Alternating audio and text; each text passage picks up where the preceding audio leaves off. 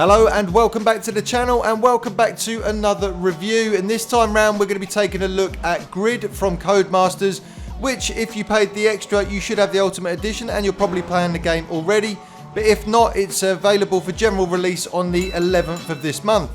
Now the first thing that I want to say before I go any further is that I have not been sent a review copy of this game. My channel's just not big enough for any of that quite yet. So what you're going to get is a completely honest review. I've spent my own money on this game, so I wanted to let you guys know exactly what it's like. Codemasters are very well known for their exceptional games within the racing genre. We've had Formula 1 2019 and Dirt Rally 2 this year, both doing really well. But it's important to realise that Grid is nothing like either of those. Where those are both simulation games, this is far more on the arcade side of things. Now that's not a bad thing, but it is something to bear in mind when you go to pick up this game. If you are looking for a hardcore simulator, this is definitely not going to do the job. However, it does do a fantastic job of kind of straddling both genres quite nicely. And with the relative drought of arcade races in this console generation, there's definitely space for a game like this at the moment. So when you first load the game up, you are met with an introductory event effectively, or actually three that it's split into. It gives you an idea of the kind of racing you're going to be doing, and it also introduces you to the new system of AI that is within the game. Now this is definitely the biggest change to the gameplay mechanic that Grid is actually seeing, and what they've done is they've implemented a Nemesis mode within the game. And what that means is if you bash into someone a little bit too vigorously, then they're going to become your enemy effectively on track. They're going to seek you out. They're going to do everything they possibly can to take you down and make sure that they beat you within the race. This can happen at any time whatsoever, and you can actually end up with more than one Nemesis per race if you upset enough people. You can even do it with your teammate, which is going to cause problems between the pair of you while you're trying to cooperate within the race as well. On the whole, this system works really well, but I did encounter a couple of moments where effectively the AI becomes a little bit too agitated and they actually try and take you down regardless of what they do to their own vehicle, which seems a bit counterproductive and quite often can mean that they spin out, hit a wall and end up in a worse position than you. However, knowing that you constantly have that car breathing down your neck wanting to take you out is a great addition to the game, and it's not something you really see in any other races. The other thing that you're going to notice straight away whilst doing the introductory events is just how good this game looks. I was playing on a PS4 Pro, but I'm sure on a PC and an Xbox it will look just as good. In fact, on the PC it probably looks a million times better. But the graphics are just what you would expect from a Codemasters game. Add to that gorgeous lighting and variable weather, both of which can hinder your driving with low level sunlight, and also wet tracks which are going to spin your cars out far quicker. Just all adding to the immersion and solidifying that Codemasters quality that we expect. Now moving on to the career mode, and this is probably the area you're going to spend most of your time in. It can be quite daunting when it first opens up, and quite rightly to be honest, the amount of events that are actually part of this career is just unbelievable. They're split into 5 different disciplines, and then there's multiple events for each discipline leading up to the World Series at the end, which to a lot of people is going to be a great thing. You're getting loads of events for your money. It's going to last you somewhere in the region of 25 to 30 hours to complete the career mode. But this is where my first major problem sneaks in. They've actually dropped a lot of the tracks that were in the previous Grid game, Grid Auto Sport, and this one's got far less, which actually means that you end up grinding the same track over and over again. Now this isn't too much of an issue if there's a discipline of cars that you really enjoy racing. You're not really going to notice too much and you're just going to have a lot of fun working your way through it. However, inevitably there is going to be one group of cars that you don't particularly enjoy, and actually it just becomes a chore because you're using cars you don't enjoy. They might be a little bit slow, so each event is taking a long time, but teamed with that, with the fact that there is just the same tracks over and over again, it becomes really tedious. Now, like I say, that's not going to be everybody's viewpoint. There's always going to be people out there that just want more for their money, and you're definitely getting a hell of a lot of career for your money here.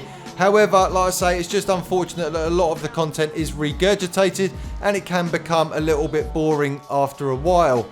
Personally, I would have preferred a system where you could select the events that you wanted to complete and say there was a certain number of points that you needed to receive all together to get to that final event.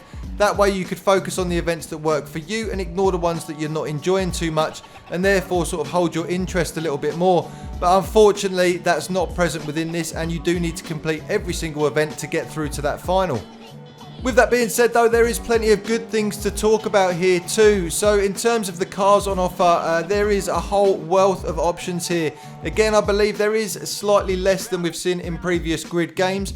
However, we have got the likes of Ferrari and Porsche and some big companies in here, and it's great to see them returning to the franchise.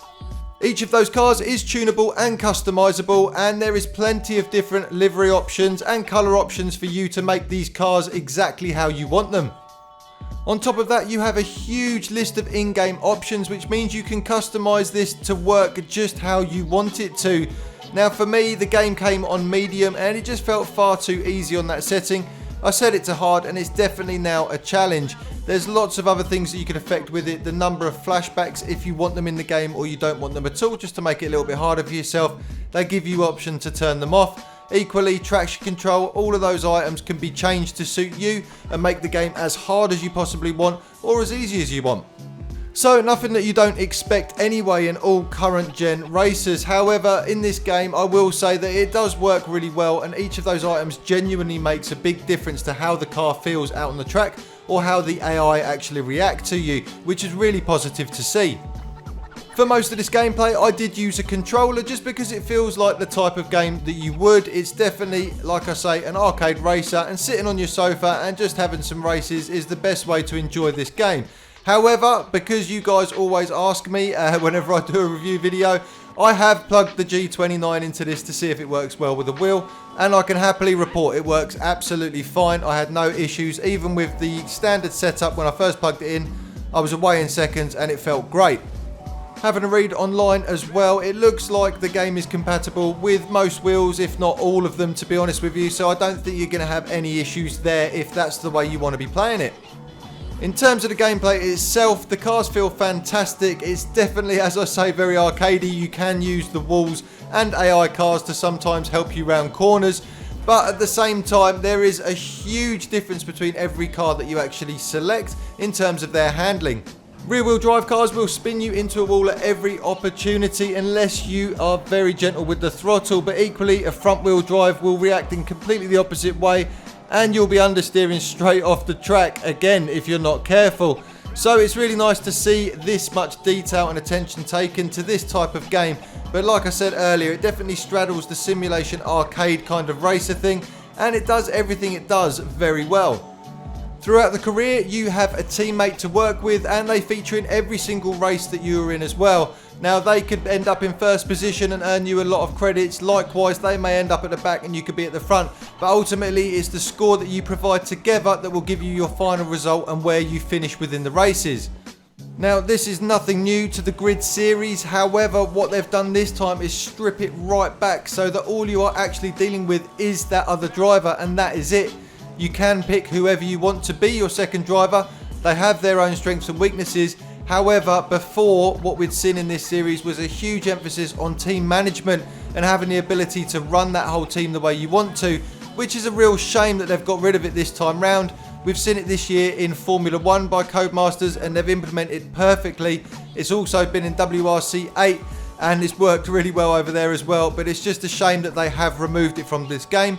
However, you can see that they are going for that whole arcade feel. They don't want it to be too complicated, and by getting rid of that, I guess it does take away any of the complication to people that have never worked with that within this series before. Ultimately though, what you're actually working towards within this career is just earning as much cash as possible, because with that cash you can then buy new cars and be more competitive within the next set of races that you're going to go into. So nothing new there, but it's a system that's always worked, so why would you bother changing it? Moving on from the career, there is everything that you would expect from a Codemasters title available to you. You've got single event, where you can select whatever scenario you want. You can select your car, the track, and the type of opponent that you're going to go up against, which is great when you want to practice, but equally you can earn a small amount of credits by doing these single events as well. And then there's multiplayer, which I guess for all those people that are going to finish this career off is going to be where you end up. I have had a brief go on here, but obviously at the moment it is kind of pre-release, and the only people I'm playing against are the people that have bought Ultimate Edition or the guys that have actually been given the game to review themselves. So the competition is a little bit fierce to say the least. Either that or I'm just terrible at it. But what I will say is the multiplayer side of things seems to be working really well currently, considering there's not many people really in the game as yet. I've had no issues finding a match. Connectivity's been fine, there's been no lag or anything, and there've been full lobbies, which is great to see. And most importantly, there is private lobbies, which is such an important part of this, so you will be able to just jump in with only your friends and have races against them, something that was missing from Wreckfest a few weeks back and something that's been bothering quite a few of us. You won't have that issue here with this game. And that's going to be about it, to be honest with you. There's nothing else to cover, and I mean, what the game does, it does very well in most aspects. The only issues I had was with that career mode, just feeling a little bit too long, to be honest with you, and it would have been nice to choose your own path, but that's just me picking at it.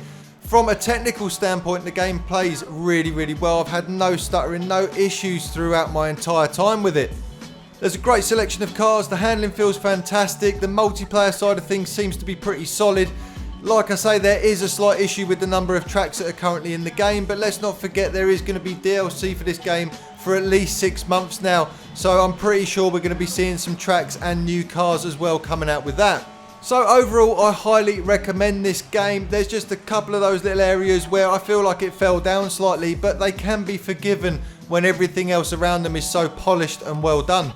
If you, like me, have been desperate to see a Grid game come to this current generation of consoles, then you're definitely not going to be disappointed. And likewise, if you've just been looking for a decent arcade game over the last year or so, then this is going to fill that void for you. If you are one of these people that likes to know the frames per second and all that other technical goodness, then head over to the Digital Foundry YouTube channel, where they've got a comparison video for the Xbox versus PlayStation 4, and you'll be able to find out all that information over there. I've enjoyed my time with it, and I plan to play a lot more over the next few days as everyone gets hold of their release copies of the game. So maybe I'll see you on there while I'm playing. Now, if you could all do me a favour and use that comment section down below just to let me know whether you'll be picking the game up or whether you've already been playing it and whether you agree with any of the points that I've come out with today. I really hope you've enjoyed today's video. Thanks for coming by the channel, and I'll see you on the next one.